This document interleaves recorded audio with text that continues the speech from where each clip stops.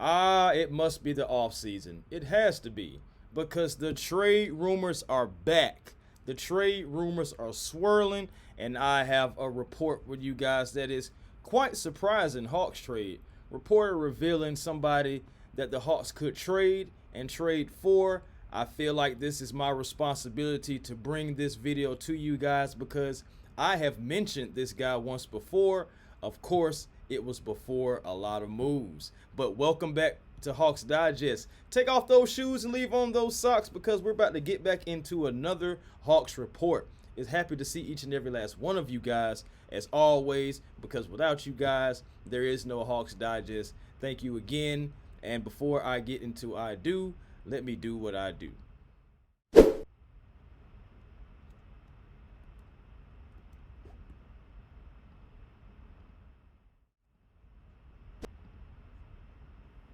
What I do.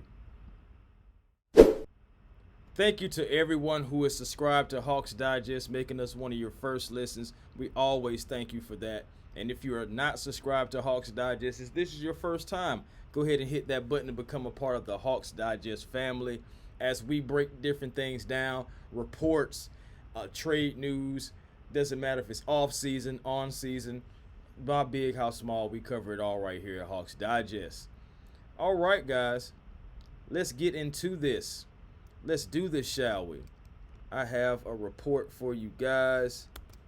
Go ahead and bring it up. See if I can put it on the big screen for you guys. And boom, this young man right here, Mr. Julian Strawther. And Strawther, he is a guy that surprisingly is being mentioned, linked to the Atlanta Hawks. Now, how in the world would he be able to fit with the Atlanta Hawks? Well, he's a 6'7", small forward, shooting guard type of a player, small forward mostly. He's shown signs of improvement from in his sophomore season because in his beginning season, his rookie season, he was not a capable shooter at all. But he became more respectable with a 34.9% on almost 5 attempts per game. He also shot 82% from the foul line, so you like that as well. He also, in Game 6, the elimination game, he had 15 points off the bench back in the playoffs, and he tried to help force a Game 7, so he has offensive ability. I have mentioned him before. When the offseason first started off, I was like, hey, I remember when the Hawks played the Nuggets, and this guy, Mr. Strawther, see, he came in, and I was like, how is Strawther having such a great game against our defense, against our wings? He was getting into the paint, he was penetrating, he was shooting from really all 3 levels, and I was just like, how in the world is this going on? It almost brought me back to a rando from the bando moment, to where we just have a random guy just come into our home and just treat it like it's his own. Almost like that walk in your trap, take over your trap mentality. Like, I hate to see it, but it happened. It's happened many times, and he's one of the guys that have done it. Now, there is a report out that is linking him to the Atlanta Hawks. Let's get into the trade details. Here you are. Starting from the bottom. Sacramento Kings receive, actually quite a few people.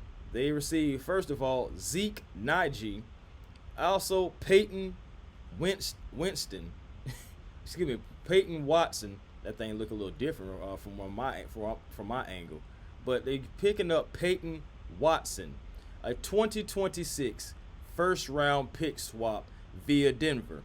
Next, they pick up a 2030 first round pick swap via Denver again. The last one is all pick swaps, first round via Denver. So they're going to be swapping around the Sacramento Kings with the Denver Nuggets. Denver will receive Keaton Murray and Vit Krejci. Okay. And of course, Atlanta receives Julian Strawther. Now, the thing about this, I actually wouldn't have minded this trade in the beginning of the offseason? Possibly, because, you're bringing in some offense, a guy that kind of can create his own deal. But despite his size at this point, what things is you have to remember, we're trying to become a better defensive team. You don't become a better defensive team necessarily trading for a guy who on perimeter defense gets exposed. He's an easy target on the other side for offenses. We've had a lot of guys, that has filled that void already, being that easy target.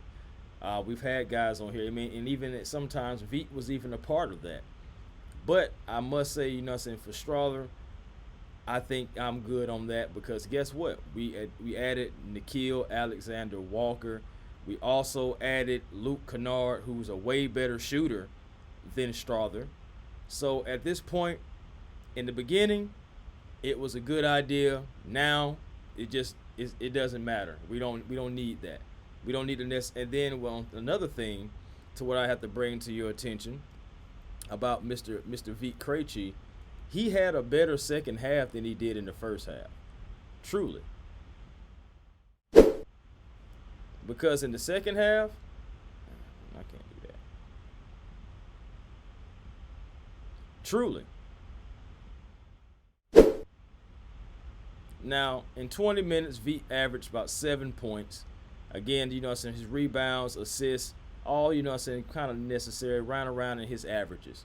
But you see, 43% from the three-point line, 49% from the field. In the second half of the season, after the All-Star break, Vit Krejci's numbers went up. His production went up. His confidence went up.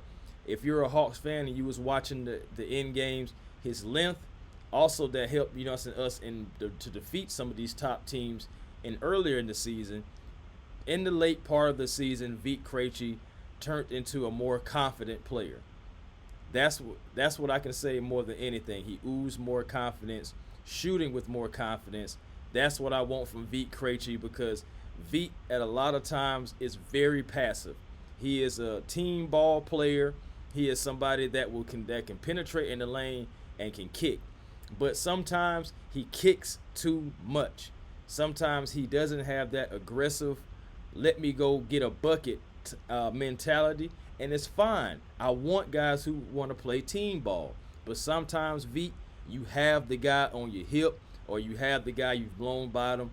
You got to step on them. Go ahead and use your length and athletic ability, the little bit that you do have, and just go ahead and get a bucket. It's okay. So I always was on Vit myself, but Vit Krejci in the second half of the season was definitely a better player.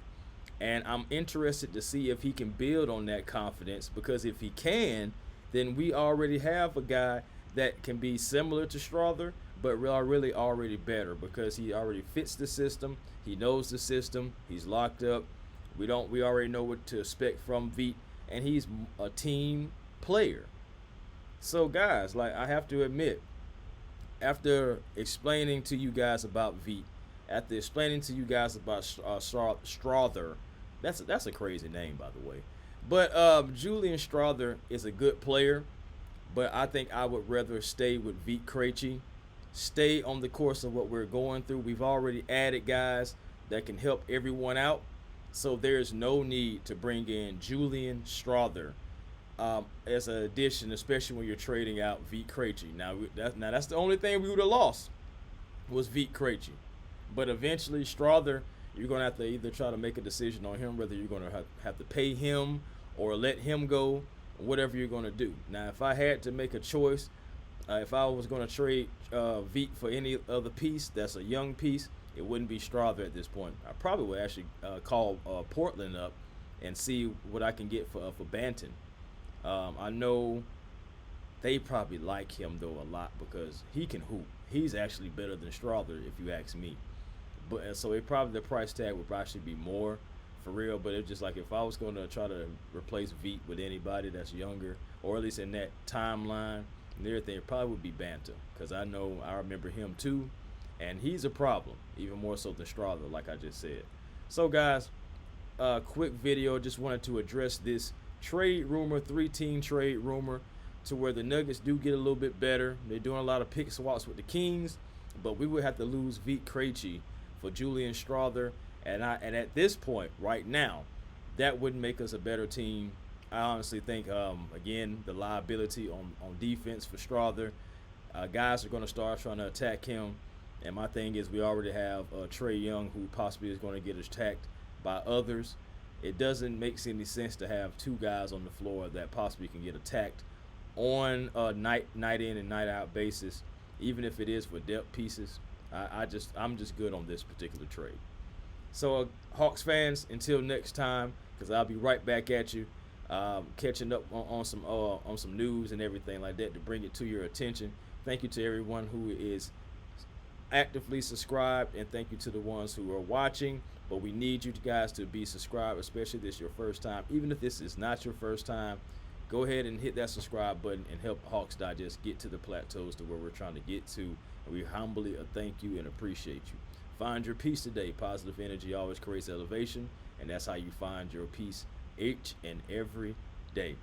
But until next time, guys, peace and blessings to you. I'll holler.